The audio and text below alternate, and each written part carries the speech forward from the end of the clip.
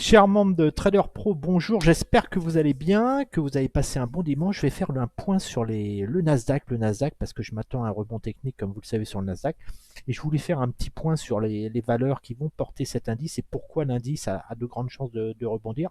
Alors attention, on va jouer un rebond court terme pour derrière jouer une correction beaucoup plus importante sur l'indice. L'indice fera de nouveaux plus bas hebdomadaires.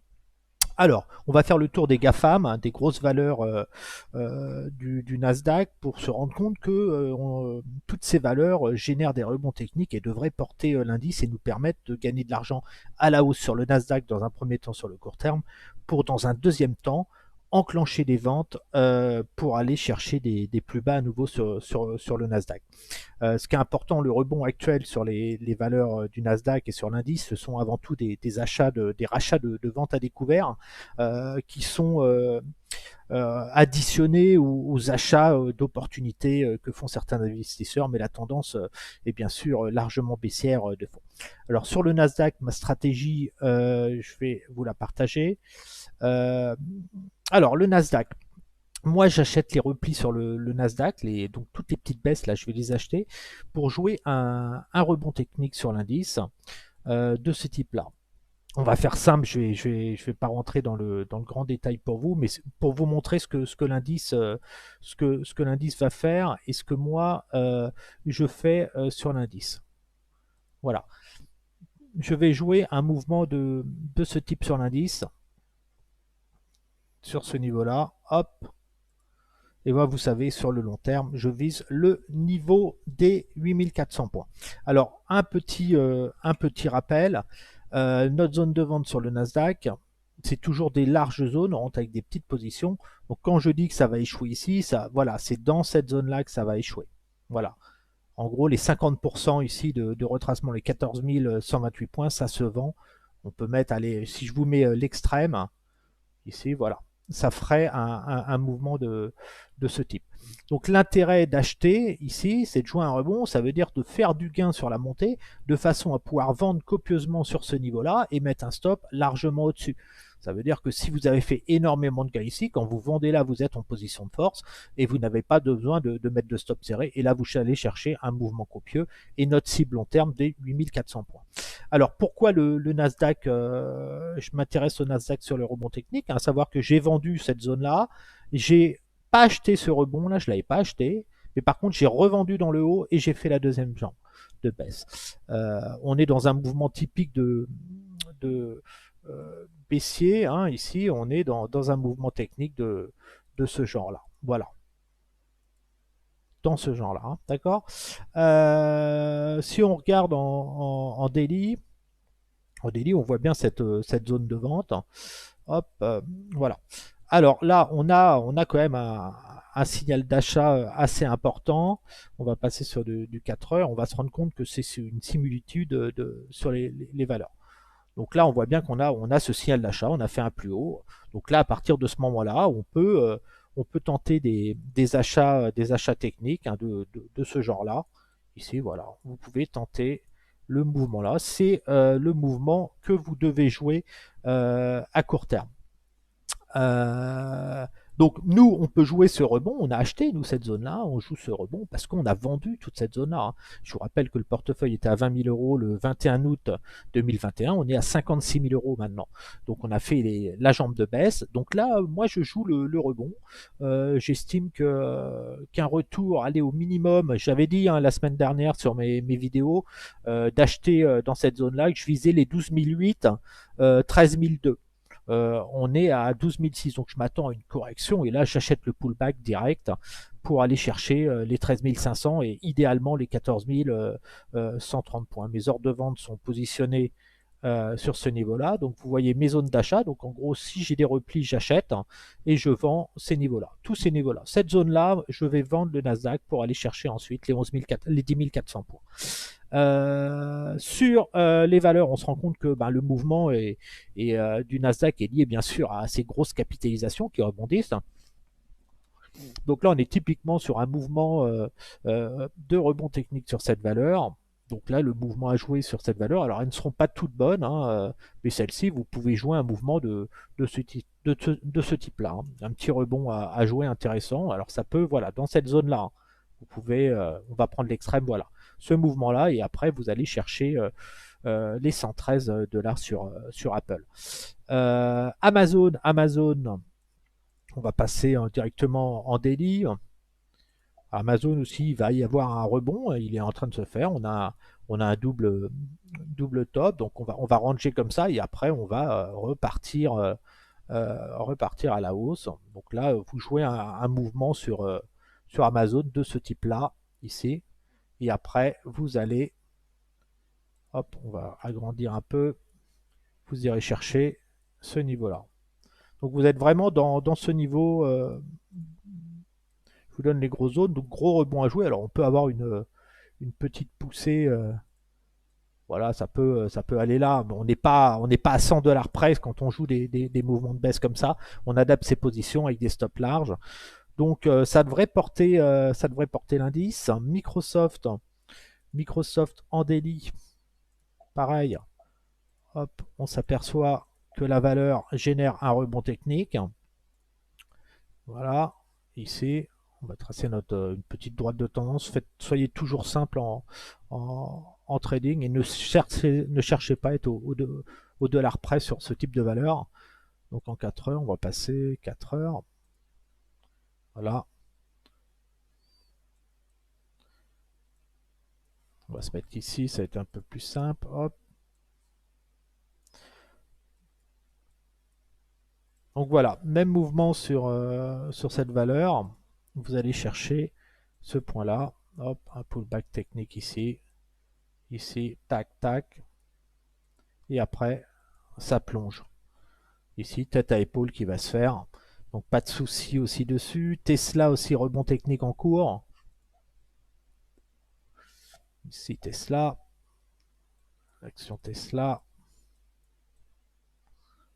Tesla, vous êtes dans ce mouvement-là pour les semaines à venir.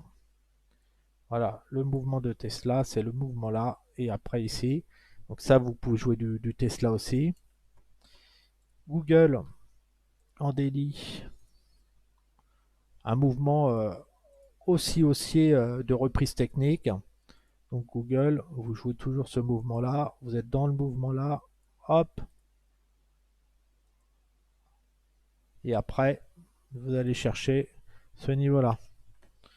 Facebook. Toutes celles où je vous dis où ça monte, vous pouvez acheter. Facebook, rebond technique, attention, très fragile, j'aime pas du tout les moyennes. Ça va plus ranger. Facebook, je m'attends plus à un mouvement de ce type-là. Alors, c'est pas forcément la valeur à acheter. On va plus ranger comme ça et après, on va sur ce niveau-là.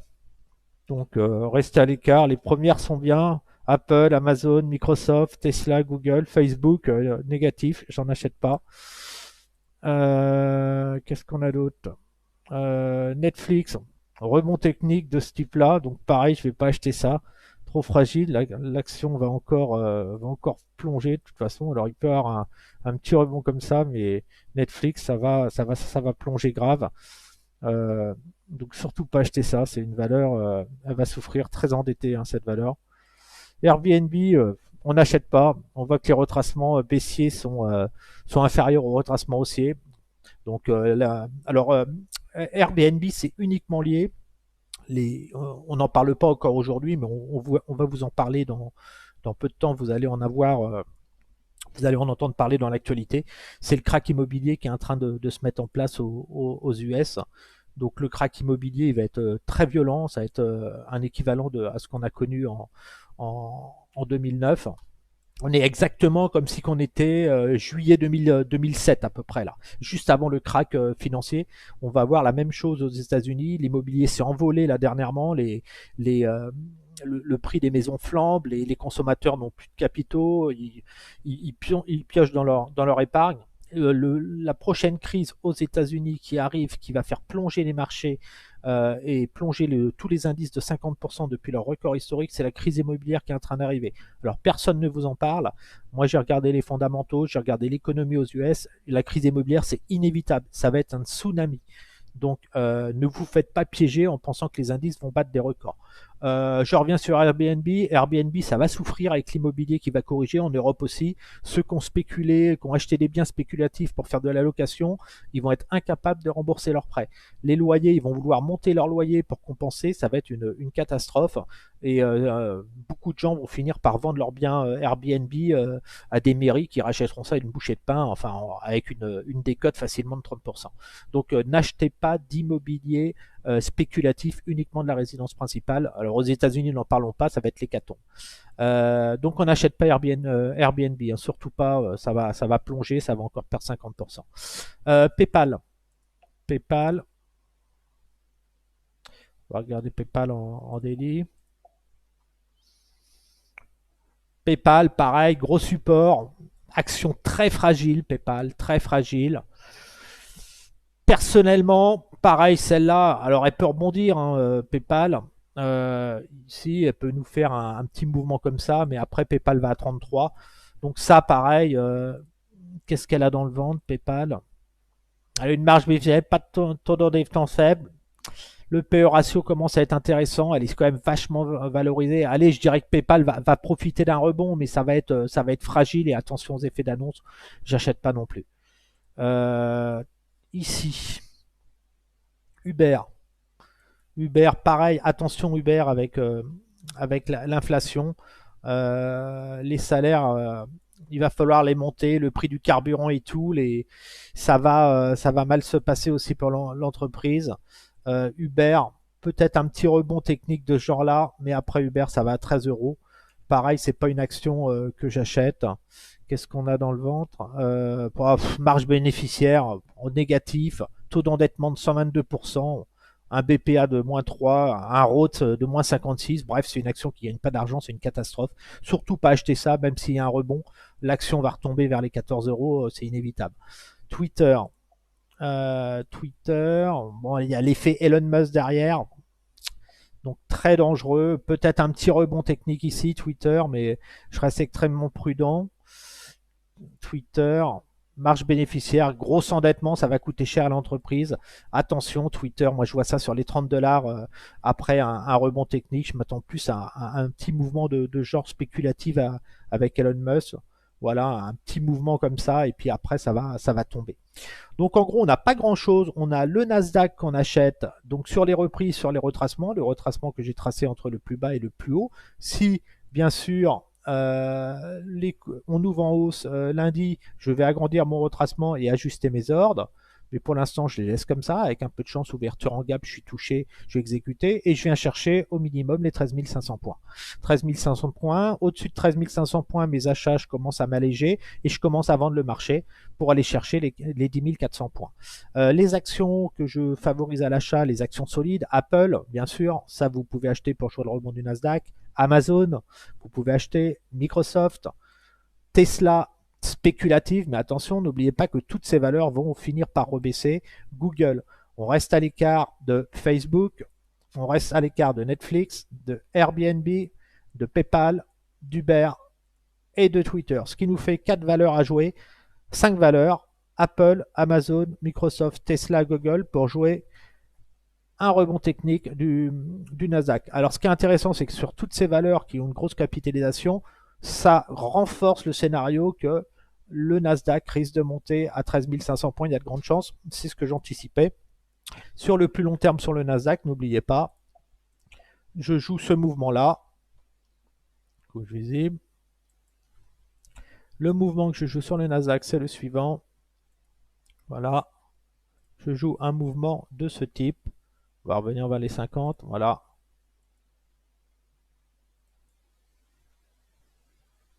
Je joue un mouvement de ce type sur le Nasdaq. Objectif cible 10 400 points à la prochaine jambe de base sur la numéro 3. Et après 8 400 points. Sur ce, je vous souhaite un bon dimanche. Je ferai du trading. Je suis en vacances la semaine prochaine.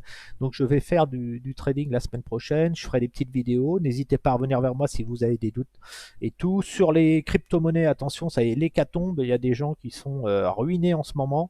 Donc restez à l'écart, ne croyez pas que c'est parce que ça a perdu 80% que ça va remonter en flèche et battre des records historiques, surtout pas.